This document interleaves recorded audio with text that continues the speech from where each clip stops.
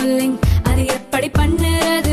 காலையில் எழுந்ததும் எதுவும் சாப்பிடாமல் இதயம் வளத்தை வாயில ஊத்தி நல்லா கொப்பளிக்கணும், அப்புறம் அதை துப்பிடணும். இதுதான் ஆயில் புல்லிங்.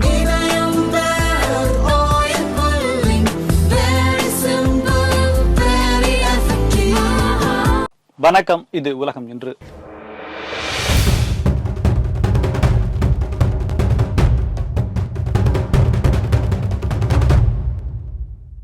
அமெரிக்க அதிபராக டொனால்ட் ட்ரம்ப் அவர்கள் வந்த பிறகு நடைபெறக்கூடிய பொருளாதார மாற்றங்கள் அப்படிங்கிறது உலக நாடுகள் பலருக்குமே கலக்கத்தை ஏற்படுத்தி இருக்கிறது.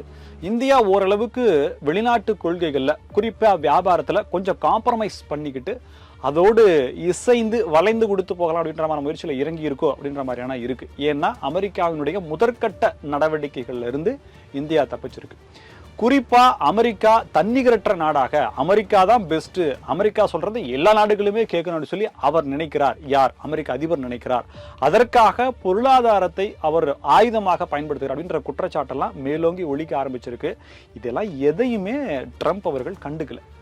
இப்போ முதன்முறையாக ஒரு அதிகப்படியான வரி விதிப்பை முதல் அறிவிப்பா செஞ்சிருக்காரு. 25% இன்க்ரீஸ் பண்ணிருக்காரு இம்போர்ட் டியூட்டியை. அதாவது வெளிநாடுகள் இருந்து, குறிப்பாக கனடா, மெக்சிகோ, சைனா, இந்த 3 நாடுகள் இருந்து வரக்கூடிய பொருட்களுக்கான வரி விதிப்பை அதிகபட்சமா 25% வரைக்கும் ஜாஸ்தி பண்ணியிருக்காரு. இதுலயுமே அதிகபட்சமா குறிப்பிடத்தக்க அளவு பார்த்தீங்கன்னா கனடாவிலிருந்து வரக்கூடிய பொருட்கள். இதுல எல்லாமே அமெரிக்காவுக்கு தேவையான அடிப்படை பொருட்களா இருக்கு. ஆனா இதற்கு ஏன் இம்போர்ட் டியூட்டியை அவர் ஜாஸ்தி பண்றார்? குறிப்பா மின்சாரம், எரிவாயு, இயற்கை எரிவாயு மற்றும் பெட்ரோல், டீசல், இதுக்கு எல்லாமே குறைஞ்சபட்சம் ஒரு 10% இருந்து ஒரு 25% வரைக்கும் மற்ற பொருட்கள் வரைக்கும் ஜாஸ்தி பண்ணியிருக்கார். இது ஏன் செய்கிறார் அப்படின்னா, அமெரிக்காவுக்கும் கனடாவுக்குமான இருக்கக்கூடிய வர்த்தகம், அமெரிக்கா ஏற்றுமதி செய்யக்கூடிய பொருட்கள், கனடாவிலிருந்து இறக்குமதி செய்யக்கூடிய பொருட்கள், இதனுடைய டிஃபரன்ஸ் அப்படிங்கிறது மேட்சா இல்லை அப்படிங்கிறதுனால இந்த வரி விதிப்பை அதிகப்படுத்துகிறேன். ஒரு காரணம். இதற்கு அடுத்தபடியாக சட்டவிரோதமாக குடியேறுபவர்கள், அமெரிக்காவில் குடியேறுபவர்கள் கனடார்கள் அதிகமாக இருக்கிறார்கள், அது தடுக்க தவறிய கனடா அரசு அப்படின்ற குற்றச்சாட்டை முன்வைக்கிறார். போதைப் பொருட்களுடைய புழக்கம் அமெரிக்காவில் இருப்பதற்கு கனடா காரணம் அப்படின்ற மாதிரியான 3 குற்றச்சாட்டுக்களை முன்வச்சு, கனடா மட்டுமல்ல, நான் முதல்ல கனடாவை சொல்றேன், கனடா, சீனா, மெக்சிகோ 3 நாடுகளுமே சொல்றார். சீனாவுக்கு 10% வரி விதிப்பை அதிகப்படுத்தி இருக்கிறார். சீனா இதுக்கு ஒரு தன்னுடைய பதில, எதிர்ப்பை வேற விதத்துல தெரிவிச்சிருக்கு. அதையும் பார்க்கலாம். மெக்சிகோல இருந்து வரக்கூடிய பொருட்களுக்குமான வரி விதிப்பையும் அதிகப்படுத்தி இருக்கிறார். இது முதற்கட்ட அறிவிப்பாக பார்க்கப்படுது. இதற்கே நாடுகள் கலங்கி கொண்டிருக்கும் நிலையில அடுத்த லிஸ்ட்ல இந்தியா இருக்குமா அப்படின்ற கேள்வியும், அதை காம்ப்ரமைஸ் செய்து கொள்ள இந்தியா எடுக்கக்கூடிய நடவடிக்கைகள் அப்படின்ற ஒரு டாக்கும் இன்னொரு பக்கம் போயிருக்கக்கூடிய நிலையில ஐரோப்பிய யூனியனுக்கு மிக அதிகமான வரி விதிப்பை நான் விதிப்பேன் அப்படின்ற மாதிரியான ஒரு பகிரங்கமான எச்சரிக்கையும் விடுச்சிருக்கார். ஐரோப்பிய யூனியனில் இருக்கக்கூடிய நாடுகள் அமெரிக்காவை பயன்படுத்திக்கிறாங்க, அமெரிக்காவை யூஸ் பண்ணிக்கிட்டு அமெரிக்காவுக்கு எதிராகவே நடப்பதற்கான துரோகங்களை அவங்க செய்யறாங்க, அமெரிக்காவுக்கு ஃபேவரா அவங்க எதுவுமே செய்யல, ஸோ அவங்களுக்கான வரி விதிப்பு இருக்கும், ஆனா அது எப்போன்னு நான் சொல்ல மாட்டேன்ற ஒரு மகிரமான எச்சரிக்கை அவங்க விடுத்திருக்காங்க. இதுக்கு ஐரோப்பிய யூனியனும் பதில் சொல்லியிருக்காங்க. அமெரிக்கா ஒரு அதிகப்படியான வரி விதிப்பை ஐரோப்பிய யூனியன் மேல விதிச்சா ஐரோப்பிய யூனியனும் பதிலுக்கு செய்யும் அப்படின்ற மாதிரி ஒரு விஷயத்தை சொல்லியிருக்காங்க. உலகமயமாக்கலுக்கு பிறகு உலக நாடுகளுடைய உற்பத்தி மற்றும் நுகர்வு அப்படிங்கிறது பரவலாக்கப்பட்டிருக்கக்கூடிய நிலையில எல்லோருமே லாபத்தை அடைந்து கொண்டிருக்கிற இந்த நேரத்துல ட்ரம்ப் என்ற ஒற்றை தனிநபரனுடைய இந்த அடாவடித்தனமான நடவடிக்கை அப்படிங்கிறதுனால இந்த சப்ளை செயின் அப்படிங்கிறதே பாதிக்கப்பட்டு உலகத்தினுடைய பணவீக்க விகிதம், ஒவ்வொரு நாடுகளுமே, அமெரிக்காவுக்கே பணவீக்க விகிதம் அதிகப்படியாவதற்கான வாய்ப்புகள் இருக்கு. இதை அவர் உணரணும் அப்படின்ற மாதிரி ஒரு புத்திமதி சொல்லும் விதமாகவும் ஐரோப்பிய யூனியன் இருக்கக்கூடிய நாடுகள் சொல்லியிருக்கு. ஐரோப்பிய யூனியன்ல 27 நாடுகள் இருக்கு. 27 நாடுகளினுடைய எதிர்ப்பை அமெரிக்கா எதிர்கொள்கிறது அப்படிங்கிறது இதன் மூலியமா நம்ம தெரிஞ்சுக்கலாம். இப்போ ஒரு அதாவது இறக்குமதி வரி உயர்த்தப்பட்ட சீனா என்ன சொல்லியிருக்கு அப்படின்னா, சீனாவினுடைய வெளியுறவுத்துறை அமைச்சர் என்ன சொல்லியிருக்காரு அப்படின்னா, அமெரிக்கா தவறு செஞ்சிருச்சு. அவங்க எந்த விதத்திலையுமே அமெரிக்கா கிட்ட ஒரு ரிக்வெஸ்ட் வைக்கிற மாதிரியான பதிலே அவங்கள்ட்ட இல்லை. அவங்க ரொம்ப நான் தான் இப்படித்தான் அப்படின்ற மாதிரியான பதில் தான் அவங்க சொல்றாங்க. அமெரிக்கா தவறு பண்ணிருச்சு, இதற்கான விளைவை அமெரிக்கா கொடுத்துதானே ஆகணும். 2வது, அதாவது பொருளாதார கொள்கை அப்படிங்கிற விஷயத்துல இருந்து அமெரிக்கா மீறிடுச்சு, இதை நாங்க கம்ப்ளைண்ட் பண்ணுவோம் அப்படின்னா, யாருக்கு நீங்க கம்ப்ளைண்ட் பண்றீங்க அப்படின்னா WTO கிட்ட போவோம், வேர்ல்டு ட்ரேட் ஆர்கனைசேஷன் நாங்க கம்ப்ளைண்டா ரைஸ் பண்ணுவோம், இதுக்கான பதில அமெரிக்கா சொல்லிதான் ஆகணும் இந்த மாதிரி சீனா சொல்றாங்க. இதுக்கு ஒருவேளை அங்க போனா அதனுடைய விதிமுறைகள் அப்படிங்கிறதும் ஏதேனும் அமெரிக்காவினுடைய இந்த செயலுக்கு கட்டுப்படுத்துமா அப்படின்ற கேள்வி வந்திருக்கு. மற்ற நாடுகள் ஒரு வகையான பார்வையில அரசியல் நகர்வுல போனா சீனா வெளிப்படையாக இருக்கு, நீங்க செஞ்சது தப்பு, நீங்க ட்ரேட்ல நீங்க இந்த மாதிரி பண்றது அப்படிங்கிறது வந்து மறைமுகமான அழுத்தத்தை கொடுக்கறது அப்படிங்கிறது மிக மிக தவறு அப்படின்ற மாதிரியான ஒரு பார்வை முன் வச்சிருக்காங்க. பல மூலப்பொருட்கள் சீனாவிலிருந்து அமெரிக்காவுக்கு வருது. அதுக்கு அவர் என்ன சொல்றாருன்னா, நாங்களே எங்களுக்கான தேவையை உற்பத்தி செய்யக்கூடிய நாடாக நாங்கள் மாறுவோம், மிகை நாடாகவும் நாங்க மாறுவோம், அதற்கான திறன் எங்ககிட்ட இருக்கு என்று சொல்றாரு. அவர் என்ன சொல்றாருன்னா, பெட்ரோல் டீசலை சொல்றாரு. ஸோ இங்கே வந்து வி கேன் ட்ரில் அப்படின்னு, நாங்களே ஓட்ட போடுவோம் அப்படின்ற மாதிரி, அவரே எடுப்போம் அப்படின்ற மாதிரி அவர் சொல்லியிருக்காரு. ஸோ அதுக்கு நிறைய அமெரிக்காவில் இருக்கக்கூடிய அந்த அரசியல் அதிபர் நினைச்சா மட்டுமே போதுமா, இல்லை அங்கே இருக்கக்கூடிய அடுத்தடுத்த அதிகார வர்க்கங்கள் அதற்கு அனுமதி கொடுத்து எல்லாம் இசைவு தெரிவித்து அதுக்கு இன்னும் எவ்வளோ நாட்கள் ஆகும் அப்படிங்கிறதெல்லாம் இருக்கு. இருந்தாலும் அப்படி ஒரு நிகழ்வை அமெரிக்கா செய்யும் பட்சத்தில் உலகத்திலேயே மிகப்பெரிய ஒரு பொருளாதார மாற்றம் நிகழும். ஏன்னா எண்ணெய் வளங்களை வச்சுதான் அரபு நாடுகள் செல்வம் கொளிக்கின்றன. அவங்களுடைய நகர்வு காம்ப்ரமைஸ் பண்ணுவாங்களா, இல்லை எண்ணெய் விலையை குறைப்பாங்களா, இல்லை எப்படி நடக்கும் அப்படிங்கிறது மிகப்பெரிய அச்சமா இருக்கு. எல்லா நாடுகளுமே தனக்கான பாதுகாப்பை அமெரிக்காவை ஒரு எதிரி போல பார்க்கக்கூடிய அளவில் இருக்கிற நிலையில சீனா WTO கிட்ட போவோம் அப்படின்னு சொல்லியிருக்கிறது அமெரிக்காவுக்கு நெருக்கடியை ஏற்படுத்துமா அப்படின்ற ஒரு கேள்வியும் பார்க்கப்படுது. எப்படி இந்த வரி விதிப்பிலிருந்து, கூடுதல் வரி விதிப்பிலிருந்து இந்தியா தப்பித்தது, இது இந்தியாவின் ராஜதந்திரமா அப்படின்ற மாதிரியான விஷயங்கள்லாம் இந்தியாவினுடைய அரசியல் நிர்வாகத்தை பார்த்து புலகாகிதம் அடைஞ்சு சில தகவலை தெரிவிக்கிறாங்க.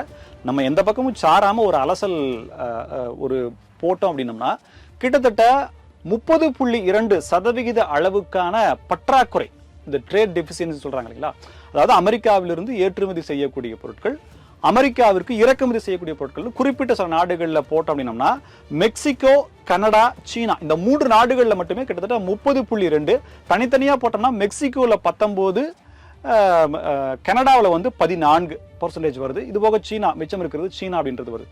ஸோ அதனால தான் இந்த 3 நாடுகளுக்கும் முதல் கட்டமாக வரியை அதிகப்படுத்தி இருக்கிறார் அப்படின்ற தகவல் இருக்கு. ஸோ இதுல இந்தியா எந்த இடத்துல இருக்கு அப்படின்ற ஆர்வமுள்ள கேள்விக்கு 3.2% தான் அது இருக்கு அப்படின்றதுனால இந்தியாவை அப்புறமா பார்த்துக்கலாம் அப்படின்ற மாதிரி தான் வச்சிருக்காரு. ஆனால் இந்தியாவின் மீதும் இந்த மாதிரியான பொருளாதார பிரச்சனைகளை எதிர்கொள்வதற்கான வாய்ப்புகள் இருக்கு அப்படின்ற ஒரு எதிர்பார்ப்பு இருக்கு. அதை எப்படி இந்தியா சமாளிக்க போகிறது அப்படின்றதா இருக்கு. இப்போ என்னன்னா, அமெரிக்காவிலிருந்து கூடுதலான பொருட்களை இறக்குமதி பண்றது அப்படின்றது. இப்போ என்னன்னா, எந்தெந்த பொருட்கள் நம்ம இறக்குமதி பண்றோமோ வேற நாடுகள், அமெரிக்கா தவிர்த்து வேற நாடுகள்ல வாங்குறோமோ அதை அமெரிக்காவிடம் இருந்து வாங்கலாம் அப்படின்ற மாதிரி தான் இருக்கு.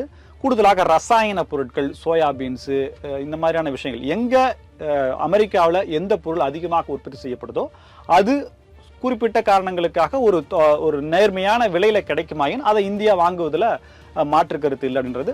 கூடுதல் பொருட்களை அமெரிக்கா கிட்ட இருந்து வாங்குறது அப்படிங்கிறத தாண்டி இந்த பிரிக்ஸ் நாடுகளுடைய கூட்டமைப்பு அப்படிங்கிறது அமெரிக்காவினுடைய, குறிப்பா ட்ரம்ப் அவர்களுக்கு பயங்கர உறுத்தலா இருக்கு. என்னன்னா, ரஷ்யாவும் சீனாவும் பிரிக்ஸ் காயினை உருவாக்கணும் அப்படிங்கிறதுல மிக தீவிரமான முனைப்போட இருக்காங்க. இந்தியா அதுல நியூட்ரலா இருக்கு. இந்தியா உறுதிமொழியே கொடுத்துருக்கு, நாங்க வந்து பிரிக்ஸ் காயினை உருவாக்க மாட்டோம், அப்படி உருவாக்கும் பட்சத்தில் அதாவது டாலருக்கு மாற்றாக நாங்க ட்ரேட் பண்ண மாட்டோம் அப்படின்ற ஒரு ஷூரிட்டியை இந்தியா கொடுத்திருக்கிறது. பிரிக்ஸ் நாடுகளுடைய கூட்டமைப்பில் இருக்கக்கூடிய ரஷ்யாவுக்கும் சீனாவுக்கும் ஒரு விதமான சங்கடத்தை ஏற்படுத்தி இருக்கு. இவங்களை எதிர்த்து தான் நம்ம இந்த கூட்டமைப்பை உருவாக்கணும், இந்த கூட்டமைப்பில் இருக்கக்கூடிய இந்தியா நமக்கான ஆதரவை கொடுக்கலையே அப்படின்ற மாதிரி இருக்கு. ஆனா இந்தியா ரொம்ப சேஃபா இதுல பிளே பண்ணுது. கடந்த முறையே நான் பேசியிருந்தேன், டாலருக்கு மாற்றுன்னு போயிட்டு அது சீனாவினுடைய நாணயத்துக்கு உருவாகிடுச்சு அப்படின்னா, ஏன்னா பிரிக்ஸ் நாடுகள்ல வலிமை மிகுந்த நாடாக பார்க்கப்படுவது சீனா. அப்ப அதன் மூலியமாக ஏதேனும் நமக்கு பாதிப்பு ஏற்படுத்தினா இவங்களை எதிர்த்துட்டு இன்னொரு பெரிய ஆள்கிட்ட போய் மாட்டிக்கிட்டோமே அப்படின்ற மாதிரியான இருக்குல்ல, ரொம்ப ஜாக்கிரதையா இருக்காங்க. இது மிகப்பெரிய அரசியல்.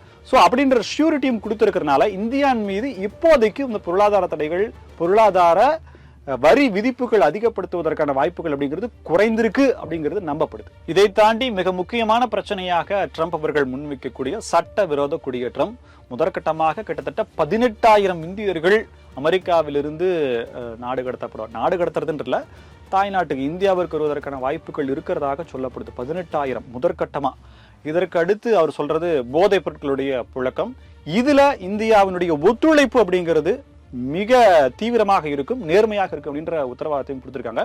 கூடிய விரைவிலேயே அமெரிக்கா இந்தியாவினுடைய உயர்மட்ட அளவிலான பொருளாதார பிரச்சனைகளை சீர் செய்யக்கூடிய அளவிற்கான பேச்சுவார்த்தை அப்படிங்கிறது நடத்தப்படுவதற்கான வாய்ப்புகளும், இந்தியா ட்ரம்ப் நினைக்கக்கூடிய அளவிற்கான விஷயங்களை சமரசம் செய்து கொண்டு இந்தியாவினுடைய பொருளாதாரத்தையும் வளர்ச்சியையும் எந்த அளவுக்கு தக்க வச்சுக்கிறது அப்படிங்கிற விஷயத்துல தான் இருக்கும்.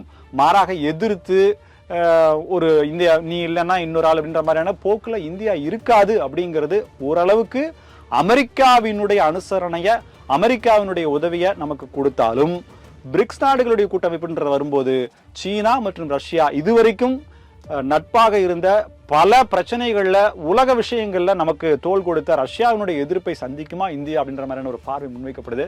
ஏன்னா கடுமையான பொருளாதார நெருக்கடியிலையும் ஒரு கோபத்திலையும் இருக்கு ரஷ்யா. ஸோ அதை எப்படி சமாளிக்க போகிறது இந்தியா அப்படிங்கிறது தான் கேள்விக்குறியாக இருக்கு. இருந்தாலும் பொருளாதார வளர்ச்சி அப்படிங்கிறதுல அடுத்த கட்ட வீச்சுகளை போயிட்டு இருக்கும்போது, உலகமே ஒரு பாய்ச்சல் இருக்கும்போது, ஏஐ தொழில்நுட்பத்தின் காரணமாக ஒரு பாய்ச்சல் இருக்கும்போது, ட்ரம்ப் அவர்களுடைய இந்த நடவடிக்கை அப்படிங்கிறது இந்த உலக அளவிலேயே பொருளாதார ஒரு பெரிய பிரளயத்தை ஏற்படுத்தக்கூடிய அளவிற்கான வாய்ப்புகள், அச்சத்தை உருவாக்கி இருக்கு. உலக நிகழ்வுகளை உண்மை செய்திகளாக அறிந்து கொள்ள தொடர்ந்து இணைந்திருங்கள் தினமலருடன். இது உலகம் என்று. நன்றி நேயர்களே.